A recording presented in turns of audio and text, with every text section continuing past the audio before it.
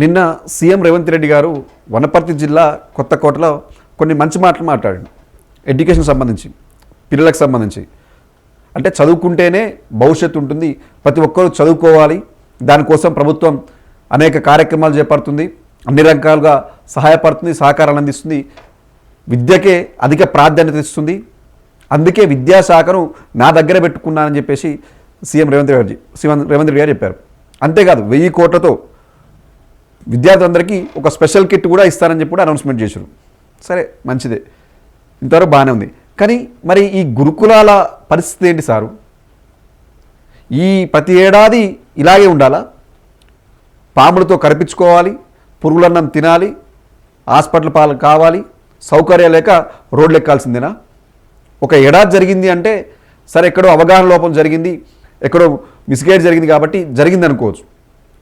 ఇప్పుడే ప్రారంభమై కరెక్ట్ 2 నెలలు కూడా కాలేదు, అప్పుడే విద్యార్థులు రోడ్లెక్కి ధర్నాలు, నిరసనలు చేస్తున్నారు.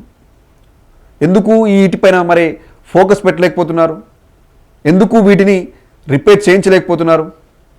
ఈరోజు మహబూబాద్ జిల్లాకు సంబంధించి అక్కడ విద్యార్థినులు వచ్చి రోడ్డెక్కి ధర్నాలు చేశారు.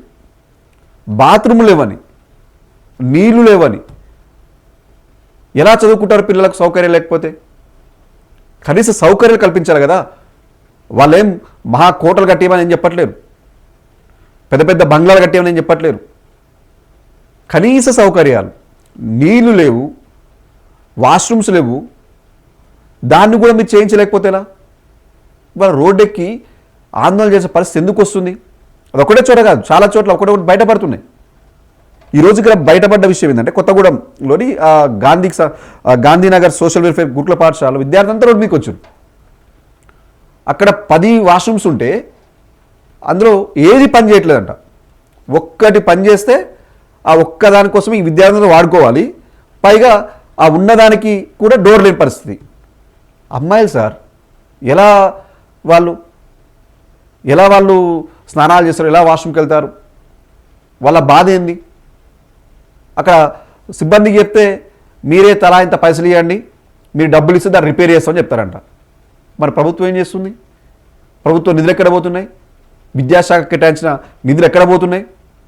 విద్యాశాఖ మంత్రిగా, ముఖ్యమంత్రిగా మీరు ఎందుకు వీటిని పట్టించుకోవట్లేదు? పట్టించుకోవాలి కదా సారు. ఎంత ఆ పిల్లలు చెప్తుంటే ఆవేదన, కన్నీళ్ళు వస్తున్నాయి. దోమలు, పురుగులు గరుస్తుంటే అలర్జీ వస్తుంది సార్, మాకు ఏం గరుస్తుందో కూడా మాకు తెలియని పరిస్థితి అని వాళ్ళు ఏడుస్తున్నారు.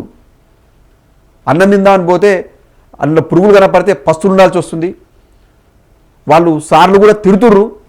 మేము చెప్తే మా మీద కంప్లైంట్ ఇస్తే సార్ ఇట్లా ఉంది సార్ పరిస్థితి అని చెప్తే మా మీద రివర్స్ అవుతుందని చెప్పేసి చెప్తున్నారు. ఇంకా ఇది ఏదైతే హాస్టల్ ఉందో గురుకులంలో పాములు పట్టబగలే పాములు తిరుగుతున్నాయి, పెద్ద పెద్ద కొండచిలు తిరుగుతున్నాయి. ఒకే రోజు 3 పాములను చంపిర్రు. ఈ పాముల మధ్య మేము ఎలా బతకాలి, ఎలా చదవాలి? రాత్రి పడుకోవాలంటే మాకు భయం అవుతుంది. ఇక్కడ ఫుడ్ సరిగా లేదు, ఇటు సౌకర్యాలు లేవు, అటు కనీసం పడుకోవడానికి పోదామంటే ఏ పాము వచ్చి కరుస్తుందో తెలుస్తలేదు, ఏ పురుగులు వచ్చి కరుస్తుందో తెలుస్తలేదు. ఇప్పటికే చాలా పురుగులు కరిచినాయి, మా అంతా ఎలర్జీ వచ్చింది, స్కిన్ అంతా పాడైపోతుంది, మాకు భయంగా ఉందని చెప్పేసి ఏడుస్తుర్రు. వాళ్ళ బాధ చెప్తుంటే పాపం ఏం చేయాలో కూడా అర్థం కాని పరిస్థితి. మనం 1000 కోట్లు పెట్టి మీకు కిట్లు ఇస్తాం, విద్యాశాఖ నా దగ్గర ఉంటేనే బాగుంటుంది అని చెప్తున్నప్పుడు ఎందుకు ఇలాంటి చిన్న చిన్న ఐటను కూడా మనం పట్టించుకోలేకపోతున్నాం? ఇది ఈనాటి సమస్య కాదు కదా. అన్ని అద్దె భవనాల్లో ఉంటున్నాయి. చాలా వరకు ఉన్న వాటినైనా కనీసం రిపేర్ చేయించుకొని, ఎట్లా సమ్మర్ మొన్ననే అయిపోయింది, ఆ సమ్మర్లోనైనా కనీసం ఫోకస్ పెట్టి వాటిని రిపేర్ చేయించేసి, కొంచెం పెయింట్ వేయించేసి ఇలాంటి ప్రాబ్లమ్స్ రాకుండా చూసుకుని ఉంటే బాగుండేది కదా. గత ఏడాదే వందలాది మంది పిల్లలు పిట్టలు రాలినట్టు రాలిపోయి చనిపోయారు. అది ఖచ్చితంగా ముమ్మాటికి ప్రభుత్వ నిర్లక్ష్యం చెప్పాలి. ఫుడ్ పాయిజన్ ఘటనలు, పాము గడిచిన ఘటనలు, ఒకే దగ్గర వరుస ఘటనలు పాములు గడిచి చనిపోయిన సంఘటన కూడా చూసినాం. చాలామంది విద్యార్థులు వరుసగా ఫుడ్ పాయిజన్, వందలాది మంది, ఒక్కొక్క హాస్టల్ 100 మంది విద్యార్థులు హాస్పిటల్ పాలయ్యారు. తల్లిదండ్రులు భయపడ్డరు, నా పిల్లల్ని చదివిస్తాం పంపించుకుంటున్నాం అర్థం కావట్లేదు, చంపుకోవడం పంపుతున్నామో కూడా అర్థం కావట్లేదు అని చెప్పేసి వాళ్ళంతా కూడా ఆందోళన చెందారు, భయపడ్డారు. ఇప్పటికి కూడా చాలా వరకు ఎక్కడ వరకు పూర్తి స్థాయిలో ఫిలప్ కాలే. గురుకులాలలో. ఎందుకంటే చాలామంది భయపడిపోయారు, వెనకడుగు వేసారు. చదువు లేకపోయినా పర్వాలేదు కానీ మా పిల్లల ప్రాణాలు పోదని చెప్పేసి చదువు మార్పించి ఇంటికానే ఉంచుకుంటాం కానీ పంపివని చెప్పుకుంటారు. వచ్చిన పిల్లల పరిస్థితి చూస్తే కనీసం ఆ పిల్లలు వేరు మంచి గుర్రు మనం మన పిల్లలను పంపిద్దామని చెప్పేసి ఎవరైనా తల్లిదండ్రులు అనుకుందామంటే ఈ పరిస్థితి. ఇప్పటికే చాలా చోట్ల జరిగినాయి. అన్నంలో పురుగులు వస్తున్నాయని చెప్పేసి విద్యార్థులు రోడ్డెక్కిరు. ఇప్పుడు ఇది కనీస సౌకర్యాలు కూడా లేవు. సార్లు చెప్తే మమ్మల్ని డబ్బులు అడుగుతారు, మీరే తలా ఇంత పైసలు ఇవ్వండి, మీరు పైసలు ఇస్తే రిపేర్లు చేయిస్తామని చెప్పారట. మరి మీరందరూ ఎందుకుర్రు? దేనికోసం ఇవాళ పైసలు? ప్రభుత్వం దగ్గర పైసలు లేవా? దీనికి కూడా అప్పు పూర్తలేదా? ఏం అర్థం కావట్లేదు. అరే ఒక హెలికాప్టర్కు మనం హెలికాప్టర్ తిరిగేందుకు నెలకు కోట్ల రూపాయలు పెడుతున్నాం, కోట్ల రూపాయలు. అటు బహిరంగ సభల పేరుతో ప్రజాధనం పేరు, అది కూడా పెద్ద పెద్ద బహిరంగ సభలు పెట్టేసి మొన్న ఖమ్మంలో బహిరంగ సభలు పెడితే హైదరాబాద్ నుంచి బస్సులు పోయినాయి, హైదరాబాద్ నుంచి బస్సులు పోయినాయి, ఖమ్మంకు ఖాళీ బస్సులు పోయినాయి. కోట్ల రూపాయలు అట్లా వృధా చేస్తారు. పబ్లిసిటీ పేరుతో కోట్ల రూపాయలు వృధా చేస్తారు. పెద్ద పెద్ద ఫ్లెక్సీలు పెట్టేసి పేపర్లో పెద్ద పెద్ద యాడ్లు ఇచ్చేసి ఇచ్చే రైతు బంధు 3 సార్లు కొట్టే విషయం పక్క పెట్టి ఆ రైతు బంధు కూడా ఇచ్చిన దానికి సార్లు ప్రతిసారి ఒక బహిరంగ సభ పెట్టడం, దానికి పబ్లిసిటీ చేయడం, ఏదో ఇప్పుడే ఇస్తున్నట్టు కోట్ల రూపాయలు వృధా చేస్తారు. ఈ కోట్ల రూపాయలలో కొన్ని పైసలు పెడితే ఆ గురుకులాలు బాగుపడవా? ఆ పిల్లలు హ్యాపీగా చదువుకోరా? మీరు చెప్పినట్టే ఆ పిల్లలే ఈ తెలంగాణ రాష్ట్ర పౌరులుగా రేపు ఎంతో మంది ఉన్నత స్థాయికి వచ్చే వాళ్ళే కదా, చదువుకున్న వాళ్ళే కదా. ఆ చదువుకుంటేనే కదా వాళ్ళు వచ్చేది. చదువుకోవడం ఫస్ట్ బతుకుండాలి కదా. ఆ పిల్లలు భయపడుతుర్రు. కనీసం మన సౌకర్యాలు ఏర్పాటు చేయాలి, ఈ ఖర్చులు తగ్గించుకోవాలి. సరే ప్రభుత్వం దగ్గర ఆదాయం లేదంటారు, ఈ దుబారా ఖర్చు తగ్గించండి. మీ మంత్రులు ఎమ్మెల్యేల క్వార్టర్స్లో రిపేర్ల కోసం లక్షల రూపాయలు కోట్ల రూపాయలు పెట్టుకోవచ్చు ఒక్కొక్కరికి. ఆ సెక్రటరియట్ల ఒక్కొక్క ఛాంబర్ల కోసం పైసలు పెట్టుకోవచ్చు. ఒక మంత్రిని చూసి ఇంకొక మంత్రి ఆ ఎల్ఈడి స్క్రీన్లు పెట్టుకోవచ్చు. ఇవన్నిటికీ డబ్బులు ఉంటాయి. ఓ పేదోడు గవర్నమెంట్ బడిపోయి చదువుకోవాలన్నా, ఒక గురుకులంకి వెళ్ళి చదువుకోవాలన్నా ఏ సౌకర్యం లేకపోయినా అన్నీ మూసుకొని చదువుకోవాలా? అరే పాములు గరుస్తున్నాయి, అక్కడ ఫుడ్ ఉండట్లేదు సరిగ్గా. మనం మాటలు చెప్తున్నాం, పెద్ద పెద్ద మాటలు చెప్తున్నాం. మాకు కూడా వింటుంటే కొన్నిసార్లు ఇట్లాంటి మాట అబ్బా ఇలా చేస్తే బాగుంటుందేమో అని మాకు అనిపిస్తుంది. అది సామెత ఉంటుంది కదా, అరచేతిలో వైకుంఠం చూపించి మోచేతితో బెల్లం నాకు ఇచ్చినట్టు ఏదో సామెత ఉంటుంది. అట్లనే ఉంది. మాటలు చూస్తే కోటలు దాటుతున్నాయి, చేతలేమో గడప దాటట్లేదు. ఈ వీటిపైన ఫోకస్ పెట్టండి సార్. విద్యాశాఖ మంత్రిగా, ఒక ముఖ్యమంత్రిగా పిల్లల భవిష్యత్తు అది. ఎందుకంటే ఒకరో ఇద్దరో కాదు, రాష్ట్రంలో వేలాది మంది విద్యార్థులు గురుకులాలు చదువుకుంటున్నారు. ఇలాంటి సౌకర్యం ఏం ప్రాబ్లం ఉంది? ప్రతి రివ్యూ చేయండి ఒకసారి. ఏం ప్రాబ్లం ఉంది, ఎంత ఖర్చు వస్తుంది, ఒక బడ్జెట్ పెట్టండి. విద్యాశాఖ నిధులు ఉన్నాయి కదా, అధిక ప్రాధాన్యత ఇస్తారు కదా, మన ఫండ్ అంటే ఎక్కడ పోతుంది? ఇప్పుడు 200 కోట్లు 250 కోట్లు పెట్టి మోడల్ స్కూల్ అని పెడుతున్నారు. ఒక స్కూల్ ఆపేయండి, ఒక నియోజకవర్గం ఒక స్కూల్ ఆపేయండి, నష్టమేం లేదు. ఆ 250 కోట్లు పెట్టి ఉన్నాటిని బాగు చేయించండి. ఉన్నాటిని బాగు చేయిస్తే వేలాది మంది, లక్షలాది మంది, చెప్పండి ఉన్నాటిని బాగు చేస్తే లక్షలాది మంది విద్యార్థులు వాళ్ళకి సౌకర్యాలు బాగుంటాయి. ఇప్పుడు ఒక స్కూల్ కడితే అన్న చదువుకుంటే వాళ్ళు ఎంతమంది ఉంటారు? 100, 200, 300, అంతమించి ఎక్కువైతే ఉంటారు కదా.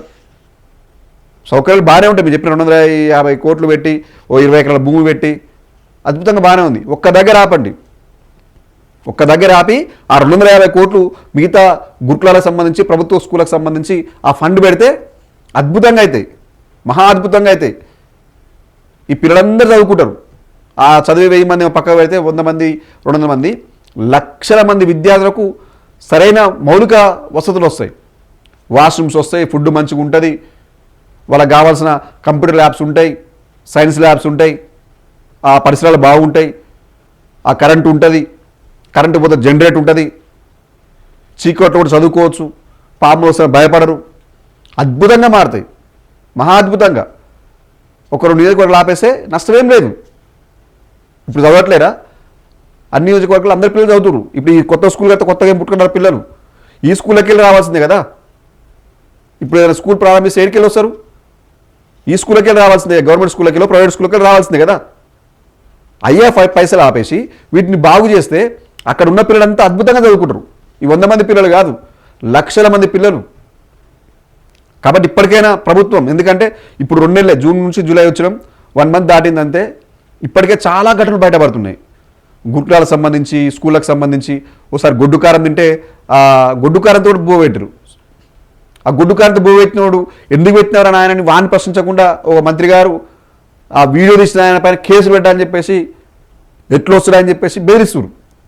ఇవి వద్దు సార్. నిజంగా మీరు చేయాలనుకుంటే, మీకు పిల్లలకి నిజంగా నాణ్యమైన విద్య అందించాలనుకుంటే ఈ బాగు చేయండి, మౌలిక వసతులు కల్పించండి, రిపేర్లు చేయించండి, పిల్లలకు భరోసాను ఇవ్వండి. ఎందుకంటే నేటి పౌరులే, నేటి విద్యార్థులు రేపటి పౌరులు. రాష్ట్రానికి ఎంతోమంది వాళ్ళు అక్కడికి వచ్చేటోళ్ళు. మీలా ముఖ్యమంత్రి కావచ్చు, లేదా అధికారులు ఐఏఎస్ కావచ్చు, డాక్టర్లు కావచ్చు, పోలీసులు కావచ్చు, ఈ రాష్ట్ర భవిష్యత్తు వాళ్ళ చేతిలో ఉండొచ్చు. అలాంటి విద్యార్థి మనం కాపాడుకోవాలి. భయపడిపోయి తల్లిదండ్రులు భయపడిపోయి స్కూల్ పంపించాలి, భయపడే పరిస్థితి రానియద్దు ఇప్పటికన్నా. ఎందుకంటే గత ఏడాది జరిగిన అనుభవాలని దృష్టిలో పెట్టుకొని ఒకసారి రివ్యూ చేయండి. ఒకటి కాకపోతే 2 సార్లు రివ్యూ చేయండి. 24 గంటలు ఎట్లా కష్టపడుతున్నారు కదా, ఆ 24 గంటలు ఒక 2 రోజులు ఒక గంట కేటాయించండి విద్యాశాఖకి. ఒక గంట కేటాయించి దానిపై ఫుల్ ఫోకస్ పెట్టి ఏమైంది, ఎంత ఫండింగ్ కావాలి, నిజంగా అక్కడికి వచ్చేయండి, పిల్లలు బాగా చదవాలంటే ఏం కావాలి. ఇప్పుడు 1000 కోట్లు పెట్టే కిట్ ఇస్తుంటారు. ఆ కిట్ ఆపేయండి కాసేపు, ఏం కాదు. ఆల్రెడీ పుస్తకాలు వచ్చినాయి కదా, చదువుకుంటారు పిల్లలు. ఒక ఏడాది రాకపోతే మాత్రం పెద్ద నష్టమేం లేదు.